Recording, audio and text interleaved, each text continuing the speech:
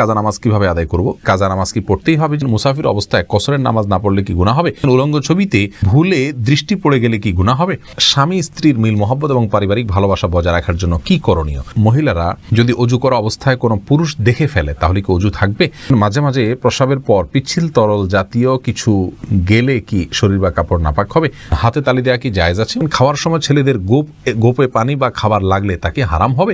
নামাজের ছোট সূরা আগে এবং বড় সূরা পরে পড়া যাবে কি না?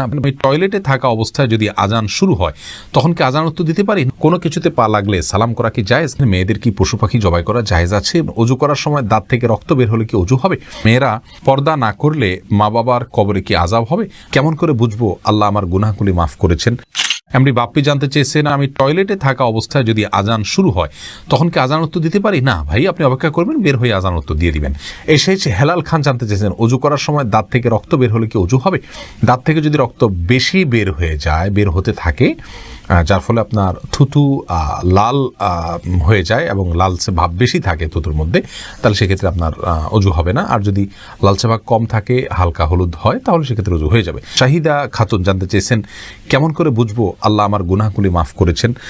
এটাকে নিশ্চিতভাবে বোঝার কোনো উপায় নেই বোন শাহিদা, তবে আল্লাহ রাব্বুল আলামিন আপনার গুনাহ মাফ করেছেন তার আলামত হিসেবে আপনি গুনাহ থেকে বেঁচে থাকার সুযোগ পাচ্ছেন, তওবার তৌফিক পাচ্ছেন এবং ভালো কাজ করার তৌফিক পাচ্ছেন। এগুলোকে আপনি আলামত হিসাবে ধারণা করতে পারেন, কাউন্ট করতে পারেন, তবে নিশ্চিতভাবে বলার কোনো সুযোগ নেই। এই জন্যই তো আল্লাহ রাব্বুল আলামিনের কাছে তওবা আমরা মৃত্যু পর্যন্ত করে যাব, মাগফিরাত আমরা মৃত্যু পর্যন্ত চেয়ে যাব ইনশাআল্লাহ বিদিনিল্লাহ। খালেদা আক্তার জানতেছেন, মেয়েরা পর্দা না করলে মা বাবার কবরে কি আযাব হবে? মা বাবার যদি সেখানে কোনো দায় থাকে, ত্রুটি থাকে, তাহলে সেক্ষেত্রে তাদের আযাব হতে পারে। কিন্তু মা বাবা যদি তাদেরকে সঠিক পথের দিশা দিয়ে থাকেন, বুঝিয়ে থাকেন, দায়িত্ব পালন করে থাকেন, তাহলে সেক্ষেত্রে তাদের দায়ভার তারা মানে শুধু সন্তানরাই বহন করবে, মা বাবার কোনো কিছু দায়ভার চাপানো হবে না। আল্লাহ বলেছেন, লা তাযিরু ওয়াজরাতুন উযরা উখরা, কারোর দায়ভার অন্য কেউ বহন করবে না। লাইসা লিনসানিন ইল্লা মা সাআ, প্রত্যেকে যা করবে তারই তিনি দায় নিবেন।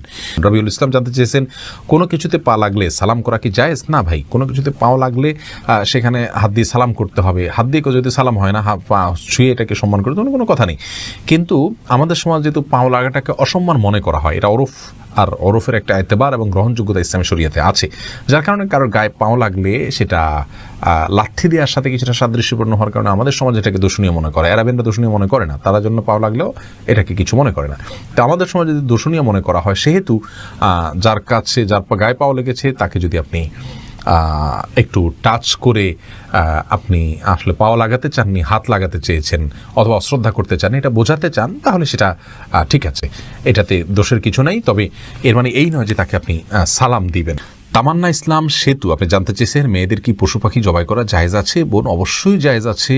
মুরগি, হাঁস, এই জাতীয় পশু পাখি, গরু, এগুলো জবাই করার ক্ষেত্রে অনেক উদাহরণ আমাদের সমাজে আছে। যেমন ভাই বোন দুজন মিলে একসাথে গরু জবাই করতে পারবেন না শেয়ারে। তারপরে আপনার মেয়েরা গরু বা ছাগল বা কোনো পশু জবাই করতে পারবেন না। গোসল ফরজ অবস্থায় গরু ছাগল জবাই করা যাবে না। স্বামী স্ত্রী একজন ধরবেন, একজন জবাই করবেন, এভাবে করা যাবে না। এরকম নানাবিধ কথা আমাদের সমাজে প্রচলিত আছে। এগুলো সবগুলো ভ্রান্ত ধারণা। ছেলেরা যেমন জবাই করতে, মেয়েরাও কিন্তু সেভাবে আপনার জবাই করতে পারবেন, কোনো অসুবিধা নেই।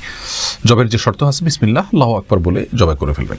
আফরিন সুলতান জান্নাত আপনি জানতে চেয়েছেন, বাজনা ছাড়া নূপুর পরা যাবে কি না? জীবন, আপনি নূপুর পড়তে পারেন যদি সেটাতে বাজনা না থাকে এবং বাহিরে আপনি যখন পড়ে যাবেন সেটা আপনার পায়ে থাকতে পারে, কোনো অসুবিধা নেই। সাহাবা ইকরামের মধ্যে থেকে অনেকেই নূপুর পড়েছেন, অনেক মহিলা সাহাবীরা নূপুর পড়েছেন, এরকমটি হাদিস দ্বারা স্পষ্টভাবে আমরা জানতে পারি। এমডি নাসির উদ্দিন জানতে চেয়েছেন, মাঝে মাঝে প্রস্রাবের পর পিচ্ছিল তরল জাতীয় কিছু গেলে কি শরীর বা কাপড় নাপাক হবে? যদি শরীরে লাগে তাহলে সে অংশটা ধুয়ে ফেলবেন, কাপড় লাগলে সে অংশটা ধুয়ে ফেলবেন, বাস তাহলেই চলবে। নাপাক হবে যেটুকু লাগবে সেটুকু জায়গা।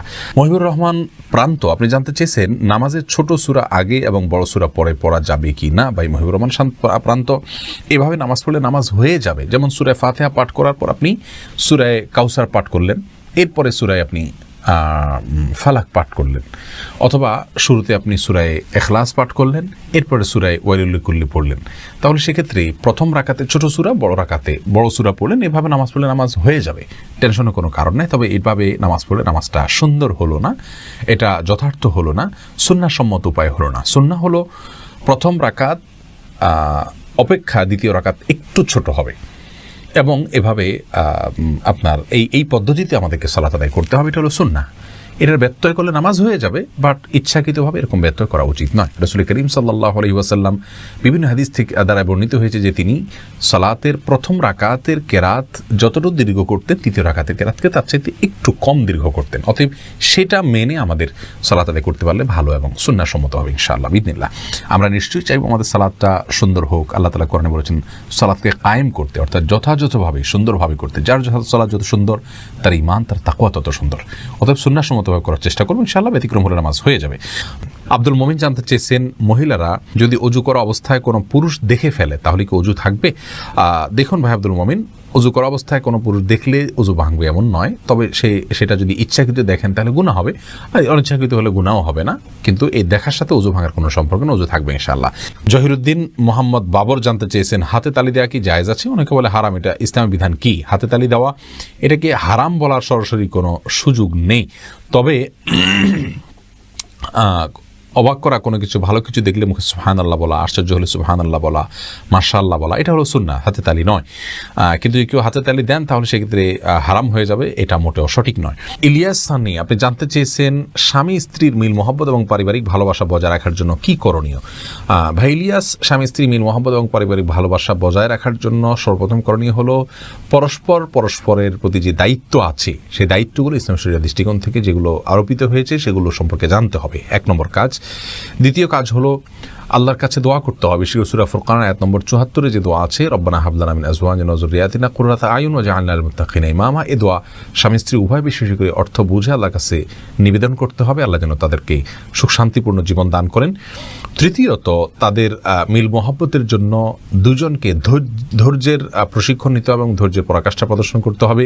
প্রিয় নবী সাল্লাল্লাহু আলাইহি ওয়াসাল্লামের দাম্পত্য জীবনে কতটা ধৈর্যশীল ছিলেন, মেয়েদেরকে কতটা আপনার সহনশীলতার কথা বলেছেন এবং স্বামীর প্রতি কৃতজ্ঞতা আদায় করতে বলেছেন, এই বিষয়গুলোকে আমাদের মাথায় রাখতে হবে ইনশাআল্লাহ বিদিল্লাহ। তাহলে দাম্পত্য জীবনে সুখ শান্তি নেমে আসবে। সর্বোপরি আল্লাহর অবাধ্যতা এবং হারাম এর পথ থেকে সরে আসতে হবে। হারামের পথ যদি খোলা থাকে তাহলে সেখানে শান্তি থাকে না। আল্লাহ তাআলা আমাদেরকে দাম্পত্য জীবন সুখী করুন। নাহিদ আলম জানতেছেন, উলঙ্গ ছবিতে ভুলে দৃষ্টি পড়ে গেলে কি গুনাহ হবে? ভুলে দৃষ্টি পড়ে গেলে গুনাহ হবে না, কিন্তু যখনই স্মরণ হবে তখনই সাথে সাথে ফিরে আনতে হবে। আল্লাহ তাআলার ভয়, আল্লাহ তাআলা আমাদেরকে সেই ভয় এবং তাকওয়া নসিব করুন। মাহফুজ মুন্না আপনি জানতে চেয়েছেন, খাওয়ার সময় ছেলেদের গোপে পানি বা খাবার লাগলে তাকে হারাম হবে? না, এমন কোনো কথা নেই, গোপে পানি বা খাবার লাগলে হারাম হয়ে যাবে, এটা জায়েজ নাই। মোহাম্মদ আমির হোসেন কাজল জানতে চেয়েছেন, মুসাফির অবস্থায় কসরের নামাজ না পড়লে কি গুনাহ হবে? কসর নামাজ ইচ্ছাকৃত না পড়লে তো গুনাহ হবে। আল্লাহ তাআলা কসরের যে ছাড় দিয়েছেন সেটা নিতে হবে আমাদেরকে, আল্লাহ ছাড়কে অ্যাভয়েড করা যাবে না। হ্যাঁ, যদি কেউ ভুলে গিয়ে করে থাকে তাহলে সেক্ষেত্রে গুনাহ হবে না। সনিত মণ্ডল জানতে চেয়েছেন, কাজা নামাজ কি পড়তেই হবে? জি, কাজা নামাজ অবশ্যই পড়তে হবে, যেহেতু আপনার এটি ছুটে গেছে। আফরিন মোল্লা আপনি জানতে চেয়েছেন, কাজা নামাজ কিভাবে আদায় করব? দেখুন, কাজা নামাজ আদায় করার পদ্ধতি হলো, যখন আপনি অনেকগুলো সালাত ছুটে যাবে তখন ধারাবাহিকভাবে পড়ে যাবেন, যতটুকু সম্ভব শুধু ফরজগুলো আদায় করে যাবেন, সুন্নাত আদায় না করলেও চলবে, এগুলো পড়ে ফেলবেন। আচ্ছা।